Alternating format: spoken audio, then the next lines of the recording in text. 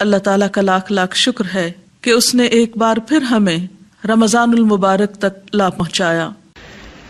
رمضان کی تیاری کا بہت اہم حصہ یہ ہے کہ ہم چاند دیکھنے کی تیاری کریں، کیونکہ نبی صلی اللہ علیہ وسلم نے فرمایا ہے اذا رأیتم الہلال فصوموا واذا رأیتموہ فافطروا فان غم علیکم فصوموا 30 یوما، جب تم رمضان کا چاند دیکھو تو روزہ رکھو، اور جب شوال کا چاند دیکھو تو روزہ افطار کرو، اور اگر مطلع ابر آلود ہو تو 30 روزے پورے کر لو۔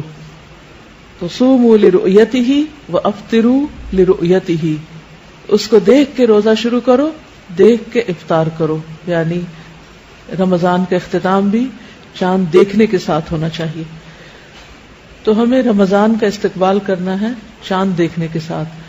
بہت سے ذہنوں میں یہ سوال پیدا ہوتا ہے کہ سعودی عرب میں روزہ ہو گیا ہے، کینیڈا میں روزہ ہو گیا، دبئی میں روزہ ہو گیا ہے، آخر ہمیں کیا ہے، ہمارا روزہ کیوں نہیں ہوا؟ اس کی وجہ یہ ہے کہ ہم نے ابھی چاند نہیں دیکھا، تو چاند دیکھے بغیر ہمیں روزہ نہیں رکھنا۔ تو پہلی چیز کیا ہے، ہمیں چاند دیکھنا ہے، چاند دیکھنا ہے۔ اور اگر بادل ہو تو اس کا بھی آپ نے فرمایا کہ پھر فَأَكْمِلُوا الْعِدَّةَ 30 کی گنتی پوری کر لو۔ جس وقت چاند دیکھیں اور دعا پڑھ لیں اللہم اہللہ علینا بالیمن والایمان والسلامت والاسلام ربی وربک اللہ، یا اللہ ہم پر یہ چاند امن، ایمان، سلامتی اور اسلام کے ساتھ طلوع فرما۔ اے چاند میرا اور تیرا رب اللہ ہے۔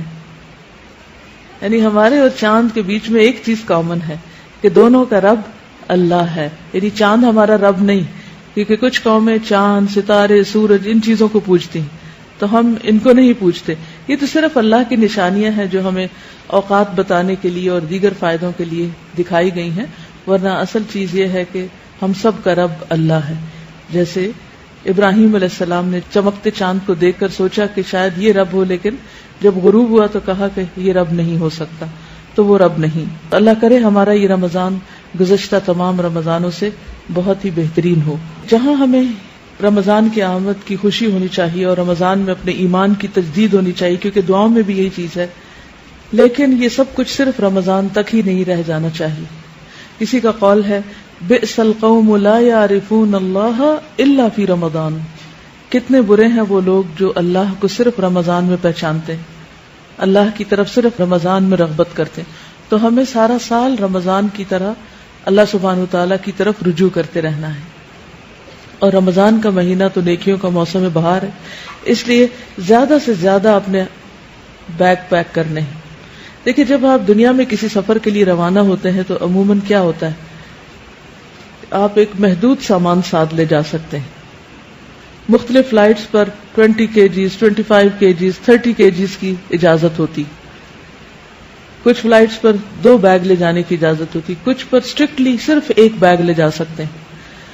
اب اگر آپ 2 مہینے کے لیے ٹریول کر رہے ہیں تو 1 بیگ میں کیا کچھ لے کے جا سکتے ہیں، کتنا کچھ زیادہ نہیں لے جایا جا سکتا، اور بہت سلیکشن کرنی پڑتی۔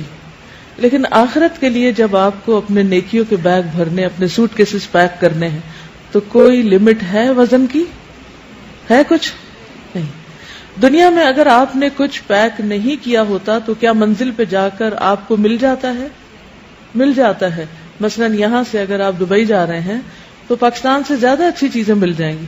آپ اپنا ٹوتھ پیسٹ لے جانا بھول گئے، آپ ٹوتھ برش لے جانا بھول گئے، آپ ٹاول لے جانا بھول گئے، وغیرہ وغیرہ، تو کیا ہوگا؟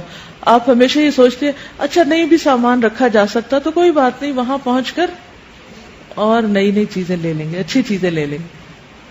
تو آپ کو کوئی غم نہیں ہوتا گھر پہ چیزیں رہنے کا، کیونکہ وہ گھر پہ ہی چھٹی ہوتی ہیں۔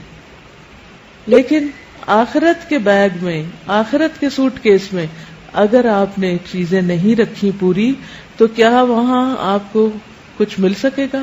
کوئی اور دے دے گا جس چیز کی ضرورت ہوگی؟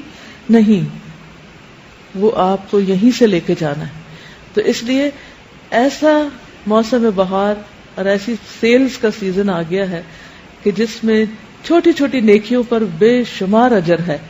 خوب بیگ بھر لیں، اور اس کے لیے چست چاق و چوبند ہو جائیں، کمر باندھ لیں، گیٹ ریڈی۔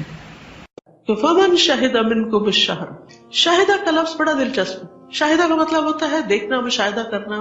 تو آپ دیکھیے کہ رمضان کا چاند دیکھنا چاہیے، اس کے لیے کوشش کرنی چاہیے. بادل ہو تو اور بات ہے، ورنہ اہتمام کرنا چاہیے، اور چاند دیکھ کر روزہ رکھنا چاہیے. اور جب چاند نظر آ جائے تو پھر دعا بھی پڑھنی چاہیے. ہوپ فلی آپ کے پاس شہر رمضان کتاب ہوگی جس میں شروع میں ہی دعائیں دے دی گئی ہیں. وہ دعائیں آپ دیکھ کے بھی پڑھ سکتے ہیں، ویسے تو یاد کر لیجئے، کیونکہ ہر مہینے کے شروع میں وہ دعا پڑھنی چاہیے جب بھی چاند نظر آ جائے. کیونکہ بعض اوقات پہلی رات کا چاند نہیں بھی نظر آتا تو دوسری رات نظر آ جاتا ہے، دوسری رات پڑھ لیجیے. اور بہت خوبصورت دعا ہے جس میں انسان اپنے لیے اللہ تعالیٰ سے برکت مانگتا ہے اور اس مہینے کی خیر مانگتا ہے. ہم سب کو ہر دن کی، ہر مہینے کی خیر چاہیے، اور شر سے بچنے کی ضرورت ہے ہم سب کو. تو اس لیے اس دعا سے بھرپور فائدہ اٹھائیے، اور اس وقت اللہ کا شکر ادا کیجیے. جب آپ چاند دیکھ لیں تو مسنون دعا پڑھنے کے بعد کچھ اور دعائیں بھی دل میں ضرور مانگیں کہ اللہ تعالیٰ اس مہینے کو ہمارے لیے آسان کر دے. اللہم لا سہل الا ما جعلتہ سہلا وانت تجعل الحزن سہلا اذا شئت. اللہ کچھ آسان نہیں جب تک کسی چیز کو تو آسان نہ کرے. لا سہل الا ما جعلتہ سہلا وانت تجعل الحزن سہلا، اور تو ہی مشکل کو آسان کرتا ہے اذا شئت، جب تو چاہتا. تو آسانی مانگے کہ اللہ روزہ رکھنا آسان کر دے، یا اللہ روزے کے ساتھ سارے جو میرے کام اور ذمہ داریاں ان کو پورا کرنا آسان کر دے، یا اللہ راتوں کا قیام آسان کر دے، یا اللہ میرے لیے صدقہ خیرات کرنا آسان کر دے، یا اللہ نیکیوں کی زیادہ سے زیادہ توفیق دے دے مجھے، اور ہر طرح کی آسانیاں کر دے. کیونکہ جب آسانی ہوگی تو انشاءاللہ آپ کو پتہ بھی نہیں چلے گا، اور رمضان کے اینڈ میں آپ کہیں گے کاش یہ سارا سال ہی رمضان ہوتا.